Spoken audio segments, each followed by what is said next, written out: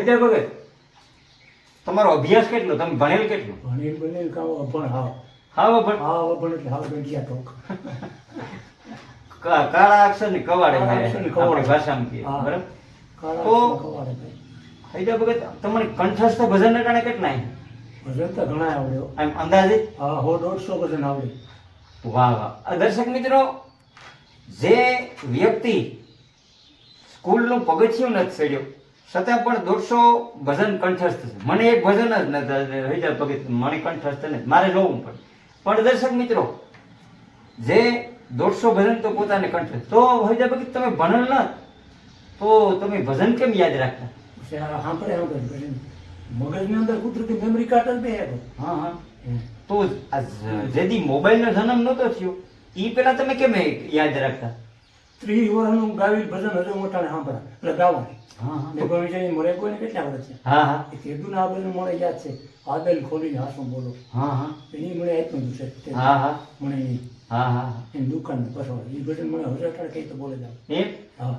તો આદલ ખોલીની તો ઈ અમારા દર્શક મિત્રોને આદલ ખોલી તમે હાસું બોલો ઈ સમજાવો. આદલે ખોલીને એ તમે હાસું બોલો રૂટડા જવાબ મત વાખો ઓલી ઓહો.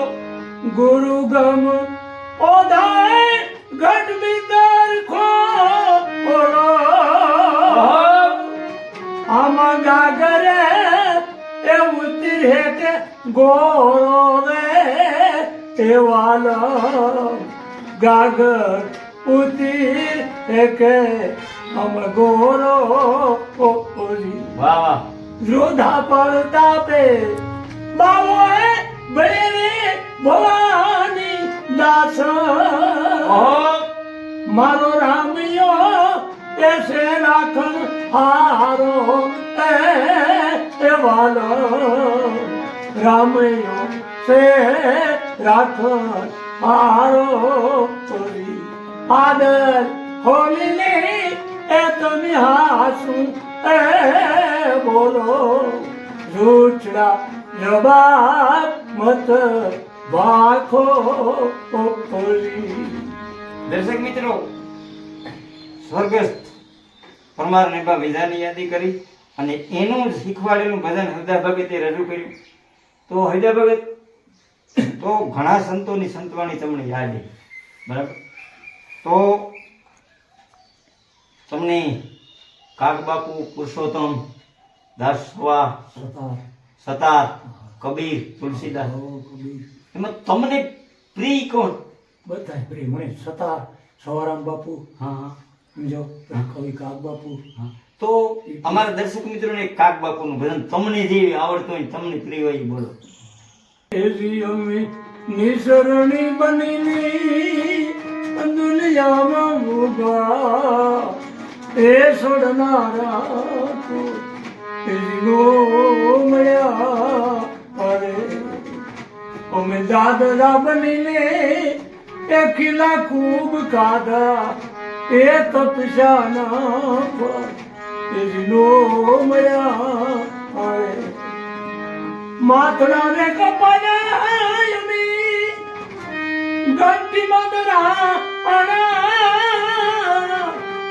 એજી અમે સુને એ સડીને એ પછી પીર સાના રે એ સમનારા એ મળ્યા અરે અમે સુને રે એ સડીને પછી પીર સાના રે એ સમનારા એ મળ્યા રે અમે નિસરણી એ બનીને આ દુનિયામાં ઉભા રે એ છોડનારા મળ્યા રે. વાહ વાહ વાહ. દર્શક મિત્રો, કાગ બાપુને યાદ કર્યા અને આગળ હૈદા ભગતે વાત કરી કે પોતે થમ્સઅપ છે, અંગૂઠા સાપ છે, છતાં પણ 150 ભજન તો પોતાને ખોપરીમાં છે. પણ જે વસ્તુ જે સંતવાણીની ઘોડીને પી ગયા હોય પછી સતાર હોય કે કાગબાપુ હોય, દાસ સવા હોય કે તુલસીદાસ કબીર, પણ ગમે એ માગો હૈજા ભગત પડખેથી ઘણું ઘણું મળે. તો હૈજા ભગત તમને રામગરી ફાવે? હા હા તમને પ્રિય કોને રામગરી? ગમે એ નરસિંહ મહેતા. હા, તો અમારા દર્શક મિત્રોને એક રામગરી સંભળાવશે. કાલે નવમારી એ અઠિલા એ નદીયમોને મારા રે પછી મારા એ નાથરી એ હરી દોત સડસે તમોને હારમી કાલે નવમારી ઓનમના એ ધીરના એ ફૂલડાનો એ હા. હારનો એ ગોઈડા ગુથી ગુથી લાવો ઓહો, દયું તો રે મરી દામોદના એ બંદી વાન છોડાવો આવા હારની કાજી નવમારી